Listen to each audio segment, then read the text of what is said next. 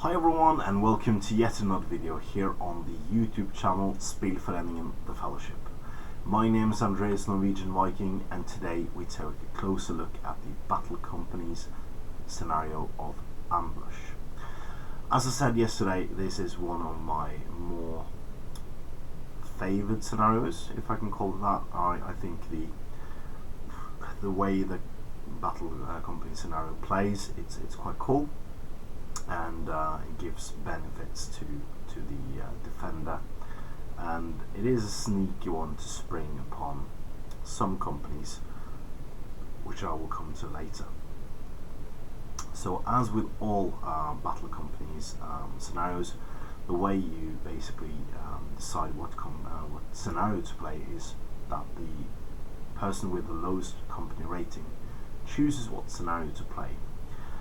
And this gives the underdog the advantage in choosing the scenario, but then again you have to play it, and that's where tactics come along, and some people might be better handled with that as well. So it's not always lost if you get a less preferred scenario sprung against you.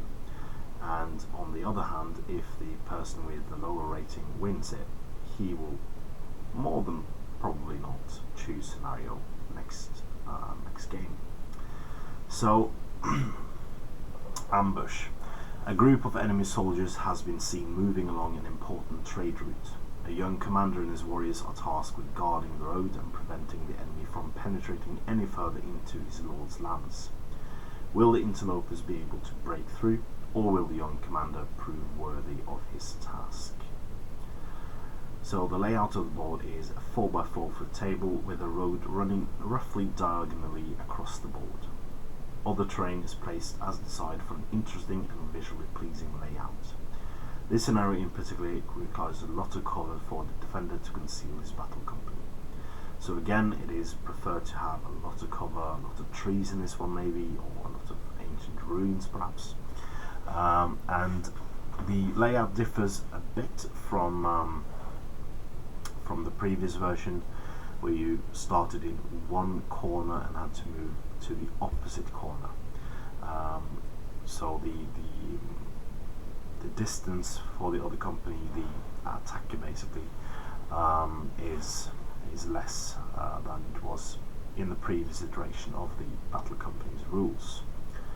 Now, for the starting positions, the defender may deploy his models in cover on either side of the road, at least 12 inches from where the road enters the table. The attacker's company is not deployed at the beginning of the game, but will move onto the board along the road. So the objectives the attacker must move 1/3 of his battle company off the road on the opposite side of the board. The defender wins if he prevents the attacker from doing so. So this is where you might spring this on a company with low movement.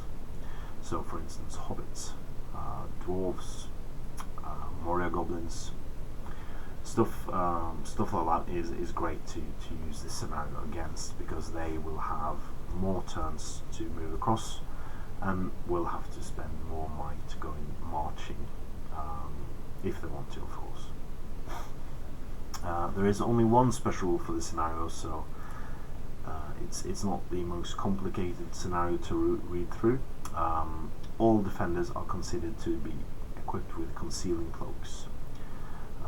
See additional equipment rules at the outset of the battle, even if they are not normally equipped with such. So concealing cloaks are exactly like elven cloaks, but with one big difference basically. They stop working when you have moved or shot basically, or you are charged. So as soon as you're found out, it's not working anymore. This differs from elven cloaks, which works all the time, even if you have shot or have been in combat in between. So it's basically just camouflage that loses its grip once people know where you are. So yeah, I really like to play as the defender in this scenario, to be concealed. I usually play the scenario first in a battle company, when back in the days where I, as the TO, chose which scenario to for the round to be played at. But I really like the feel of the scenario and the sense of urgency to go across the table and stuff like that. So I hope you enjoyed the scenario as well, and yeah. So that's Ambush for today. Please join us tomorrow as we go to another company, battle company scenario, which is the Champion, and that's a very interesting scenario. So please join us tomorrow for that. As always, please comment, like, share and subscribe, and support your Hobbit hobby.